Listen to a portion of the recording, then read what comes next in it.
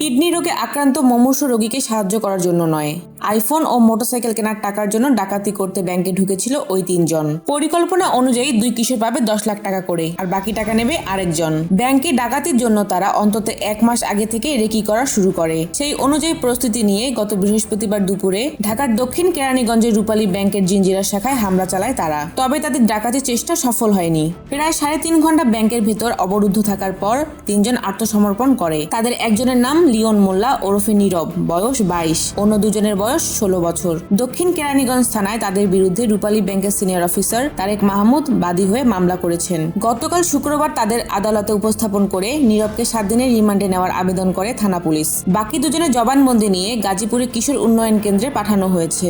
আদালত নীরবের 3 দিনের রিমান্ড মঞ্জুর করেছেন। নীরবের বাড়ি গোপালগঞ্জের কাশিয়ানীতে, ভাড়া বাসায় থাকতো কেরানীগঞ্জের কদমতলী খালপাড় এলাকায়। বাকি দুজনও কদমতলী খালপাড় এলাকার। খেলার মাঠে তাদের সম্পর্ক তৈরি হয়। নীরব ব্যাংক ডাকাতির পরিকল্পনা করে, 2 কিশোরকে পরে যুক্ত করে বলে জানিয়েছে পুলিশ। গ্রেফতার 3 জনকে প্রাথমিক জিজ্ঞাসাবাদে বলাতে দক্ষিণ কেরানীগঞ্জ থানার ওসি মোহাম্মদ মাজহারুল ইসলাম কালবেলাকে বলেন, ব্যাংকের ভেতর থাকা অবস্থায় 3 জনের সঙ্গে একজন ব্যাংকের কর্মীর মোবাইল ফোনের মাধ্যমে আমরা বাইরে থেকে যোগাযোগ করি। তখন তারা বলেছিল একজন কিডনি রোগে আক্রান্ত মুমূর্ষু রোগীকে সাহায্যের জন্য ডাকাতি করতে এসেছে। তাদের দীর্ঘ সময় বোঝানোর পর আত্মসমর্পণে রাজি হয়। তাদের আমরা হেফাজতে নেই। একই সঙ্গে ব্যাংকের ভেতরে থাকা 16 জন গ্রাহক ও কর্মীকে অক্ষত অবস্থায় উদ্ধার করা হয়। 3 জনকে নিবিড়ভাবে জিজ্ঞাসাবাদ করা হলে মূল পরিকল্পনার কথা তারা স্বীকার করেছে। কিডনি রোগীর জন্য নয়, আইফোন ও মোটরসাইকেল কেনার জন্য তারা এই ডাকাতির পরিকল্পনা করেছিল।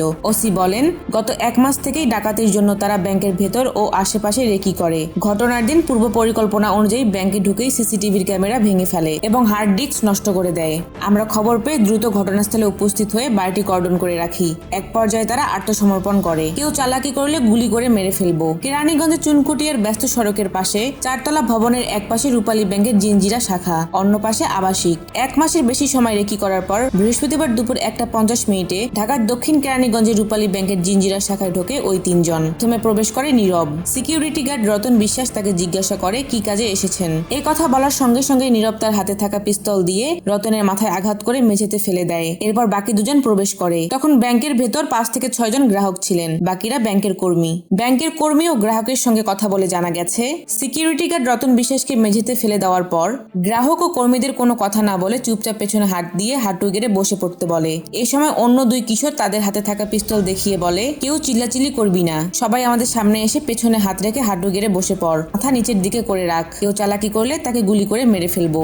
নাম প্রকাশ না করার শর্তে ব্যাংকের এক কর্মী বলেন, সবাইকে এক জায়গায় আনার পর তারা প্রথমে নিচের গেটের ভেতর থেকে তালা দেয়। এরপর ব্যাংকের ভেতর সার্ভার হাব ভেঙে ফেলে ও সিসি ক্যামেরার ডিভিআর ভেঙে ফেলে। উপস্থিত সবার ফোনগুলো তারা নিয়ে যায়। এরপর তারা ক্যাশে থাকা 15 লক্ষ টাকা সহ 18 লক্ষ টাকা হাতিয়ে নেয়। তাদের একজনের কাঁধে স্কুল ব্যাগ ছিল, যেটার মধ্যে টাকাগুলো নেয়। ব্যাংকের ওই কর্মী বলেন, এক পর্যায়ে তারা ব্যাংকের ভোল্টের চাবি চায়। চাবি দেওয়ার জন্য উপস্থিত সবাইকে ভয়ভীতি দেখাতে শুরু করে, কিন্তু তখন ম্যানেজার ব্যাংকে ছিলেন না, যে কারণে ভোল্টে প্রবেশ করতে পারেনি। কর্মকর্তার তথ্যে ডাকাত পড়ার খবর বাইরে আসে। ঘটনার সময় শাখায় উপস্থিত ছিলেন রূপালী ব্যাংক জিঞ্জিরা শাখার অফিসার মোহাম্মদ হোসেন বাবু। তার দেওয়া তথ্যে ব্যাংকে ডাকাত পড়ার খবর বাহিরে আসে। তিনি কালবেলাকে বলেন, একটা ফাইল রাখার জন্য আমি পেছনের দিকে যাচ্ছিলাম, তখন দেখি ক্যাশের দিকে মাস্ক পরা একজন অস্ত্র তাক করেছে। তা দেখে আমি পেছনের সিকিউরিটি গার্ডদের বিশ্রাম কক্ষে চলে যাই। ভেতর থেকে আটকে দিয়ে প্রথমে আমি প্রিন্সিপাল অফিসারকে জানাই, সঙ্গে সঙ্গে স্থানীয় কয়েকজনকেও ফোন করে জানাই। এই খবর পেয়ে স্থানীয়রা বাইরে জড়ো হয় এবং বাইরে থেকে গেটে তালা দিয়ে দেয়। মোহাম্মদ হোসেন বলেন, পুরোটা সময় আমি আবদ্ধ অবস্থায় ছিলাম। পুলিশের কাছে তারা আত্মসমর্পণের পর আমি বাইরে আসি। রূপালী ব্যাংকের পাশেই গ্যাস সিলিন্ডারের ব্যবসা করেন হাবিব। তিনি বলেন, আমরা খবর পেয়ে বাইরে থেকে তালা দিয়ে দেই, যাতে ডাকাতরা বাইরে আসতে না পারে। আমি তালা দিতে গেলেই ডাকাতদের একজন বলছিল, এখানে কিছু হয়নি, আপনারা চলে যান। তখন আমি উল্টো ধমক দিয়ে জিজ্ঞেস করেছি, তোরা কারা? এরপর তারা উপরে চলে যায়। এরপর 10 থেকে 15 মিনিট পর মাইকে ঘোষণা দেওয়া হয়। তখন আরো লোকজন জড়ো হয়ে ভবনটি ঘিরে রাখে। এরপর পুলিশ আসে। পুলিশ ও অন্যান্য আইন শৃঙ্খলা রক্ষাকারী বাহিনী প্রায় 3.5 ঘন্টার চেষ্টায় বৃহস্পতিবার সন্ধ্যায় 3 জন আত্মসমর্পণ করে। তাদের বিষয়ে ঢাকা জেলা পুলিশ সুপার আহমেদ মুইদ জানান, ভিডিও গেম ও মুভি দেখে অ্যাডভেঞ্চার হিসেবে ব্যাংকে ডাকাতির চেষ্টা করে 3 কিশোর। এক পর্যায়ে তারা ব্যাংকে কর্মরত 10 কর্মকর্তা ও 6 গ্রাহককে অস্ত্রের মুখে জিম্মি করে ফেলে। আত্মসমর্পণের পর তাদের কাছ থেকে নগদ 18 লাখ টাকা, 4টি খেলনা পিস্তল ও 2টি ছুরি পাওয়া গেছে।